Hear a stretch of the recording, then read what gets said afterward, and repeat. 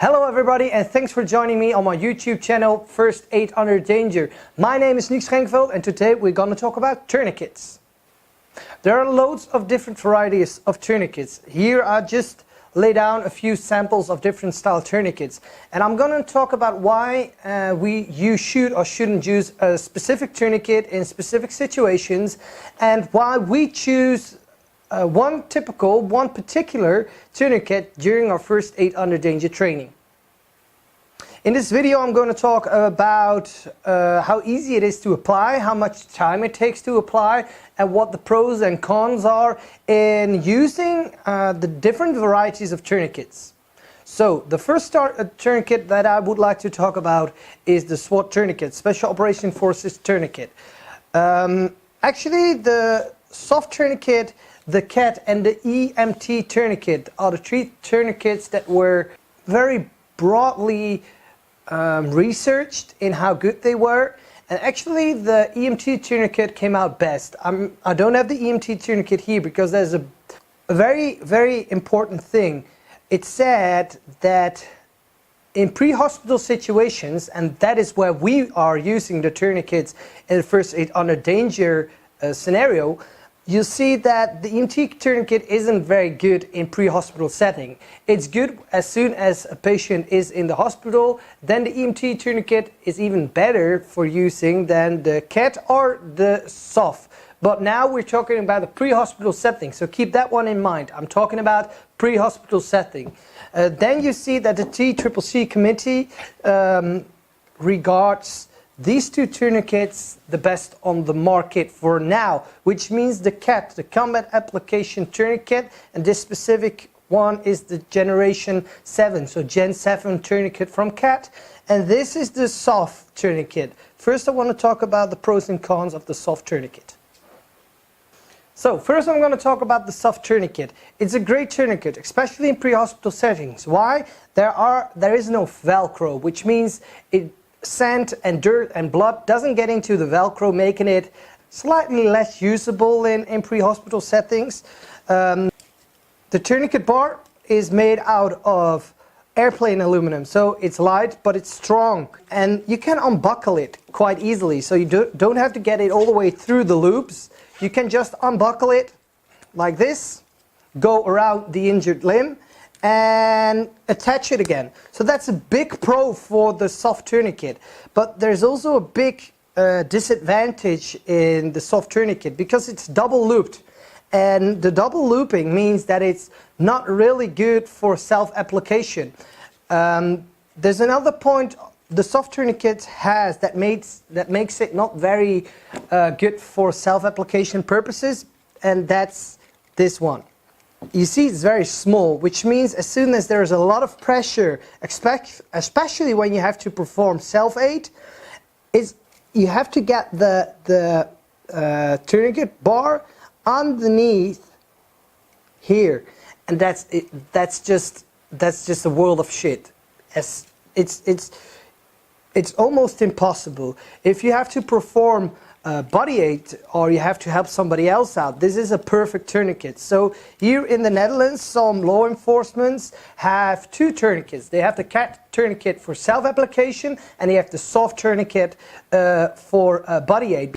I know that there are stories, and I know that the soft tourniquet is developing a same kind of attachment here, so that is in the form of a U, in which you can just put it in, then it's secured.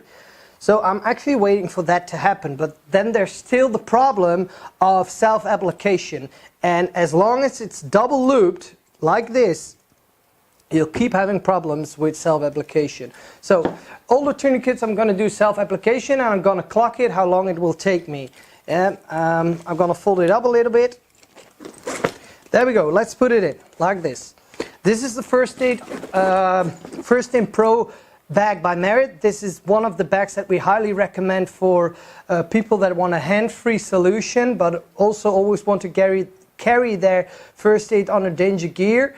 This is an absolute great bag, but I'm going to talk about that later. That's for a different movie and a different YouTube video for now.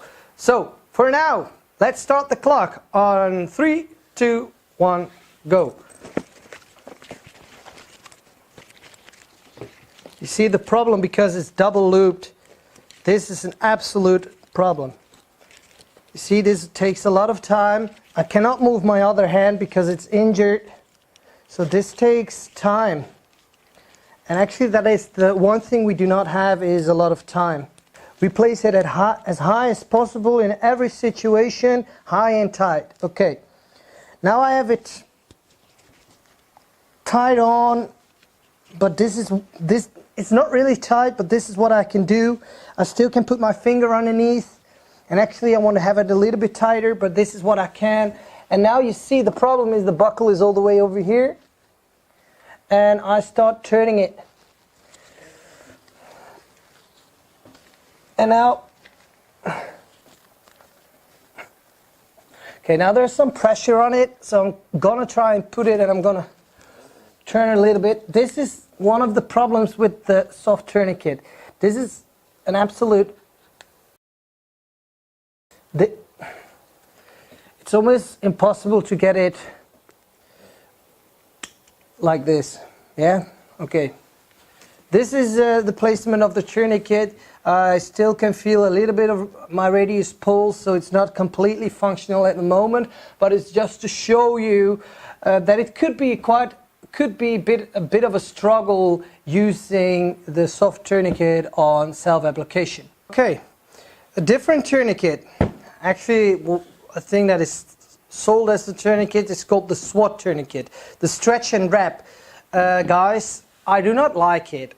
It's not because I'm saying that it isn't functional in a non-pre-hospital setting, but it isn't functional in a pre-hospital setting because as soon as I have to do self-aid, it takes a lot of time and it needs a lot of instructions to use it a good way.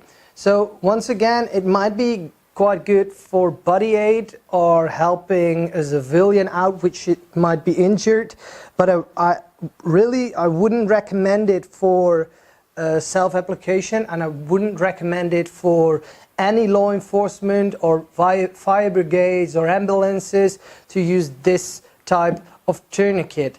Research shows, and that's just one research I could find, that it does work in cold and warm scenarios, but I'm not quite sure because I watch a lot of a Slingshot channel on YouTube, so check him out. Jurg is an absolute great guy, and he talks a lot about slingshots, and actually this is a rubber band as well, and he's saying that rubber always loses some of its power, especially when it's colder. So that might be a good thing for him to find out. So Jurg, I'll send you a few of the SWAT tourniquets in order for you to see what they can take in extreme cold and extreme hot environments. In a panic situation, and I'm going to try to see and show you a little bit close by, you can see the lyrics, the texts on it. Okay, and now I'm going to try to do some self-application with this tourniquet.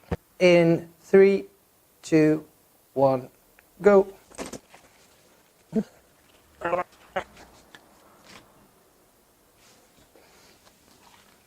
Yeah. We're gonna do it again. You know, I believe that if the conditions are right, that the SWAT tourniquet does its job, but there are too many variables for things to go wrong using the SWAT tourniquet. So we're gonna do it again. This is the way that you should use it for self-application. So once again, I'm going to just put it in the bag. We're going to do it again. 3, 2, 1, go. Okay, we're going to do the third attempt of self-application for the SWAT tourniquet. And it's not because I'm a complete idiot, because it's just, it sucks a little bit. Self-application with the SWAT tourniquet isn't really doable, yeah, but I'm gonna try it again. Let's do it again. 3, 2, 1, go.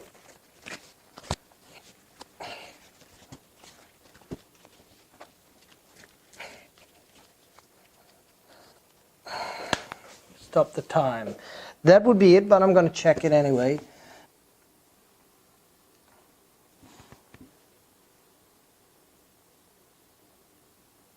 So it does stop my radius pulse, but I only get it to work on my third attempt. There's just too much that could go wrong. So, and all of the force that I need to apply comes directly from me. All the other tourniquets use the tourniquet bar, in which you can turn it around and you have a leverage.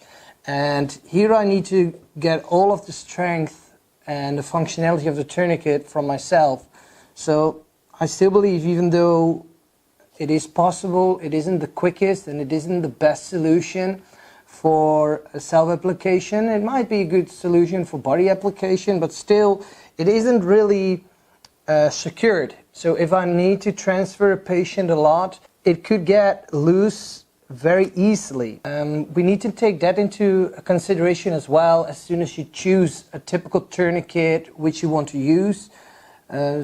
Even though you see it is possible, I wouldn't recommend it anyway. So that is the SWAT tourniquet. I just wanted to show you how the self-application of the SWAT tourniquet goes and the pros and cons of the SWAT tourniquet.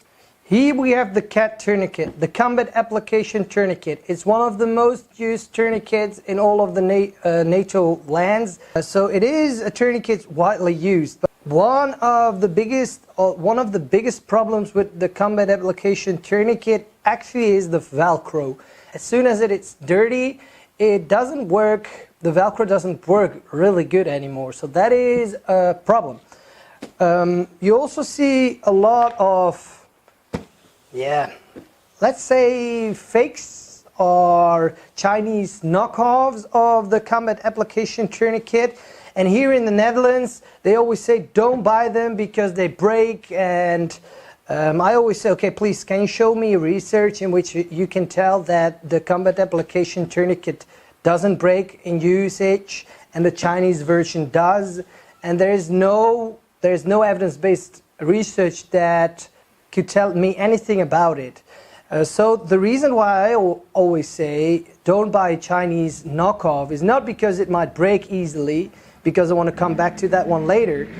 I always tell not to buy a Chinese knockoff because, for example, the SAM tourniquet, as you can see here, the SAM tourniquet is a new tourniquet, but it already has had its first recall. So a new product, but it had a recall, and that's a good thing. People think, well, that isn't a good thing because it's a new tourniquet and already has a recall. But the fact that it could have a recall is of the utmost importance. If something isn't behaving the way it should be, you should be able to have a recall. On the real tourniquets, you have the track and trace number, which means that if there is a recall, you can recall it. Yeah, you can contact your customers and say, hey guys, you might have a tourniquet with this lot number on it. You need to recall it. You need to bring it back to us because there might be something wrong with it. But if we look at a Chinese knockoff, there is no CE mark on it, so you aren't actually allowed to sell it in the Netherlands or anywhere in Europe. But there also is no track and trace or lot number on it. So if something goes wrong with the usage of this tourniquet, or if there should be a recall, you won't get it. That is the main reason why we always tell people in first aid under danger training not to buy knockoffs. It's not because they tend to break easily, because I do not know. Because if we take a look at the Generation 7, this is a Generation 7 tourniquet. It has a very big tourniquet rod, as you can see, the Generation 7 tourniquet. This is the knockoff, and actually it combines the Generation 6 and the Generation 7 tourniquet in one. And here you can see that the tourniquet rod is much slimmer. And any idea why they might have done it? Maybe because even though this is the real tourniquet, the Generation 6 tourniquet intended to break sometimes as well, even though it is the real tourniquet. This piece of the tourniquet is also made stronger because it intended to unfold or break with a lot of tension. So as you can see, even though you buy the real tourniquet, there are examples of the real tourniquet breaking as well. That's why there is a tourniquet Generation 7. It's better, it's stronger. Double looping is all over on a Generation 7 tourniquet, because there's just one loop like this. There's just one loop. In the old tourniquets there was the possibility for double looping, for example with legs, but lessons learned shows for now that it isn't necessary to double loop a tourniquet as long as you apply it the right way. I hope that I made my statement clear about tourniquets and fake ones. Do not use fake or Chinese knockoff tourniquets on the Dutch market or anywhere on the market. Use a TCCC recommended tourniquet by the cat tourniquet or the soft tourniquet. We know they work. We know that if there is a possibility for a recall, they will do it. Yeah.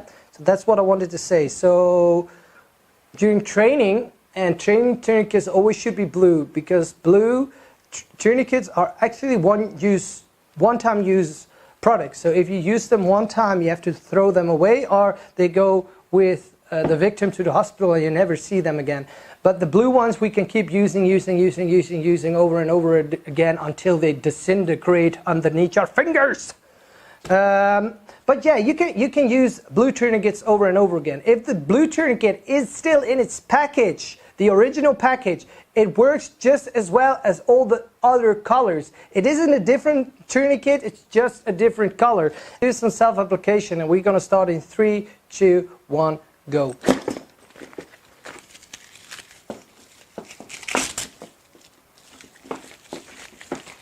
Once again, we're going to do it as high as possible.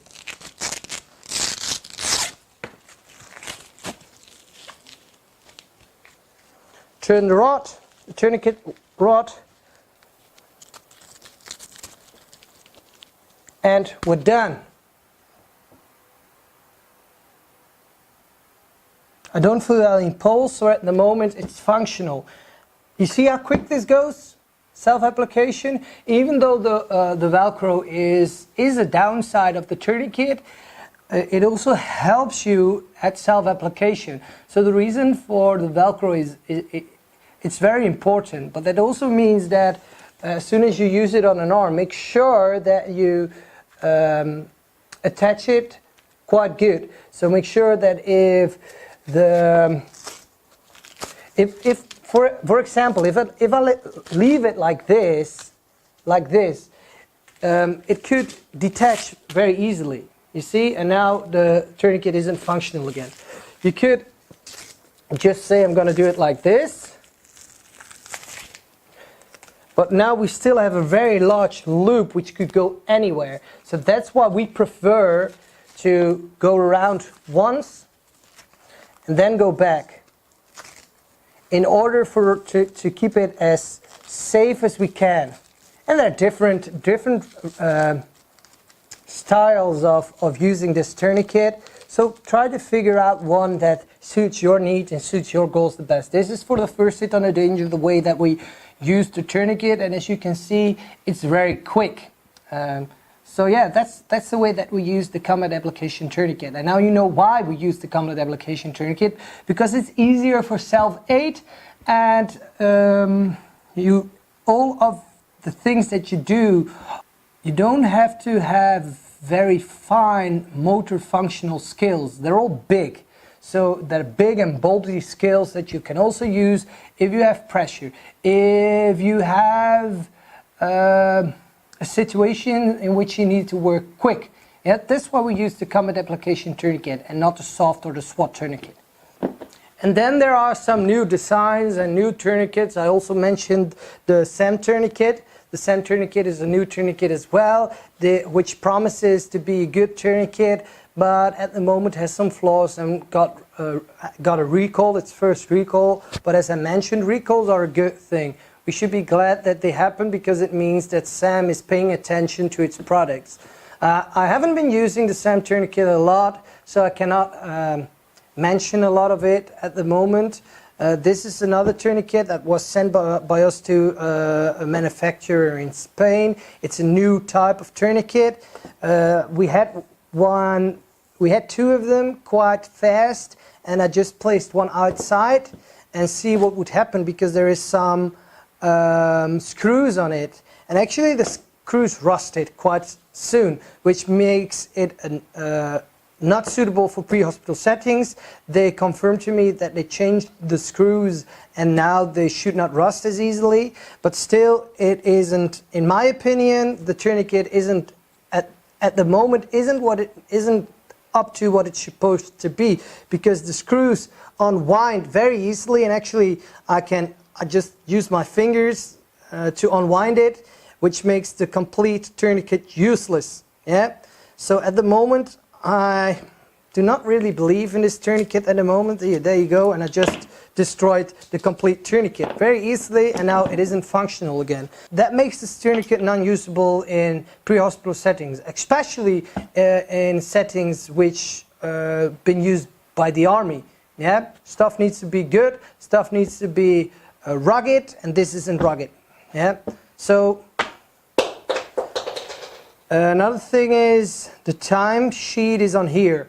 Yeah, we always write the time on the forehead because the tourniquet tends to be bloody and messy, which makes it impossible to still write on the tourniquet. So please guys, stop writing on tourniquets and just write on the head of the victim, because if you want to prevent hypothermia, you're gonna pack them up really good in a hypothermia bag, which you won't see the tourniquet time on the tourniquet, because you probably won't even see the tourniquet. And it's also a stressful situation, lots of victims, casualties actually, which means that you would be better off just writing the time on the head. But if you do not have time to write it on the head, please put the time over here. So this tourniquet is not ready for the Dutch market at the moment. So I hope that you have some information, and I hope it is clear for you why we prefer the combat application tourniquet. I want to thank you all for watching, and please join and subscribe our channel for more First Aid Under Danger YouTube movies, and click on the bell, because if you click on the bell you always get a notification as soon as a new video comes online. For now, I want to thank you, and this is the end of my message. So bye bye, and thank you very much for watching the First Aid Under Danger channel.